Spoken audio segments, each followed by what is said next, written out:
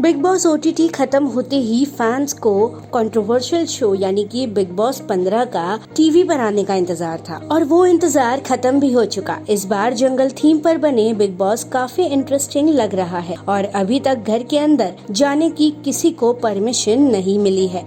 Big boss OTT में नजर आ चुके प्रतीक सहजपाल, शमिता शेट्टी और निशांत भट्ट को घर के अंदर और बाहर कहीं भी रहने की अनुमति मिल चुकी है। इस बीच बिग बॉस 15 के घर में नॉमिनेशन भी शुरू हो चुका है। दरअसल डोनाल्ड बिस्ट और ईशान सहगल को आपस में सहमति करके किसी एक को नॉमिनेट करना था। डोनाल्ड ने ईशान को अपनी बातों के जाल में ऐसा गड़ाया कि ईशान ने बिना सोचे समझे खुद को ही नॉमिनेट कर दिया। इस तरह से बिग बॉस 15 में अब ईशान की गर्दन पर एलिमिनेशन की तलवार लटक रही है। प्रतीक सहजपाल का वायलेंट अवतार हम बिग बॉस ओटीटी में देख चुके हैं और फिर वो कैसे रुक सकते हैं।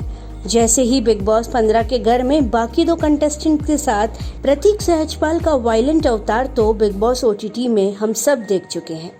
जैसे ही बिग बॉस 15 के घर में बाकी दो कंटेस्टेंट्स के साथ प्रतीक सहजपाल ने एंट्री मारी, हर किसी के होश उड़ गए। साथ ही प्रतीक और उमर के बीच बहस इस हद तक बढ़ गई कि करण कुंद्रा को बीच बचाव में उतरना पड़ा। इस सीजन में और कितनी कंट्रोवर्सी सामने आती है ये भी देखना दिलचस्प होगा।